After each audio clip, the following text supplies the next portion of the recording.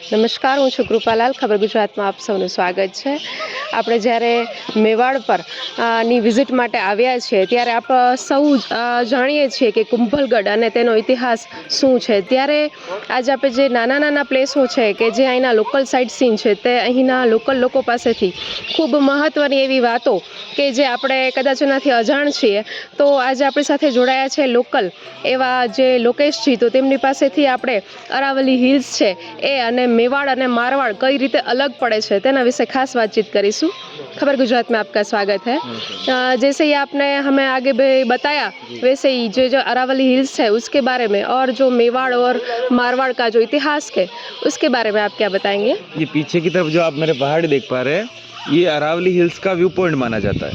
अरावली जो पहाड़ी है ये कुंभलगढ़ और गोगुंदा के बीच की पहाड़ियों से स्टार्ट होती है. एक भाग तो अंबाजी गुजरात की तरफ जा रहा है जिसको आप गुजरात में अरवली के नाम से जानते हैं, और दूसरा भाग राजस्थान में लगभग 553 किलोमीटर फैलकर दिल्ली गुड़गांव में ख़त्म हो रहा है. जो विश्व की सबसे पुरानी पर्वतमाला मानी जाती है वो है अरवली पर्वतमाला. ये मेवाड़ और मारवाड़ को डिवाइड करती है. जो मेवाड़ है, मेवाड़ में वैसे 4 जिले आते हैं: भीलवाड़ा, चित्तौड़गढ़, उदयपुर और राजसमंद. मारवाड़ में आता पाली, सिरोही, जोधपुर ये वाला भाग. इन दोनों को अलग अलग करती है अरवली पर्वतमाला, जिसको गुजराती अरवली और मेवाड़ी आड़ावल के नाम से जानते हैं.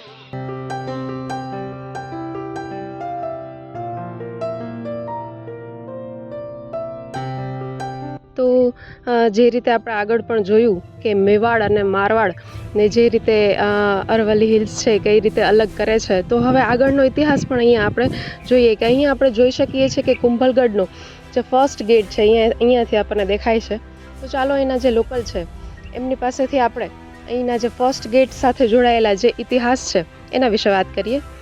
हम यहाँ पे देख रहे हैं कि यहाँ से कुंभलगढ़ का जो फर्स्ट गेट दिख रहा है, तो उसके बारे में भी कुछ बातें जुड़ी हुई है, तो वो क्या है?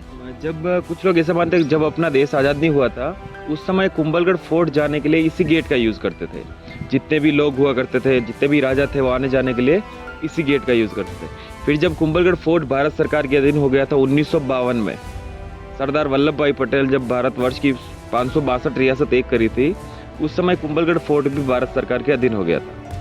तब यहाँ के जो शासक थे महेंद्र सिंह सिसोदिया, उनके कहने पर भारत सरकार ने हल्लापोल होते हुए डायरेक्ट रास्ता निकाला था, क्योंकि वो ये नहीं चाहते थे एक आम रास्ते के लिए गेट को तोड़ा जाए. ये आरेट पोल गेट के पास में गांव बसा हुआ आरेट, उसी के नाम पर इसका नाम आरेट पोल रखा गया था. कुछ लोग ऐसा भी मानते हैं कि जब यहाँ पर मुगल आए थे, मुगल लोग जो आए थे मान सिंह के साथ में, तब यहाँ पर 3 माली ने कोई फूल बेच रही थी. उनको डराया धमकाया कि हमें फोर्ट के अंदर जाने का कोई गुप्त रास्ता बताओ. तो डर के मारे उन्होंने गुप्त रास्ता बता दिया. जब महाराणा प्रताप सिंह जी ने हल्दी घाटी का युद्ध जीत लिया था, उसके बाद में उनको पता चल रहा था किस वजह से सैनिक यहाँ तक पहुँचे थे, कौन ऐसे थे जिनकी वजह से कुंभलगढ़ फोर्ट दूसरों के अधीन हुआ, दूसरों के पास चला गया था. जब उनको पता चला ये तीनों माली ने हैं, इनकी वजह से ही कुंभलगढ़ के अंदर कुछ मुगल सैनिक जो आए थे, कुछ दाग लगा था, इनकी वजह से ही लगा था, तब उनको 36 किलोमीटर की जो लंबी दीवार है उसमें जिंदा चुनवा दिया गया. आज भी वर्तमान समय में 3 मूर्तियां वहाँ पर दिखाई गई है. 3 मूर्तियां लगाने के पीछे रीज़न ये है कि भविष्य में कोई ऐसे देश के साथ में गद्दारी ना करे. नमस्कार.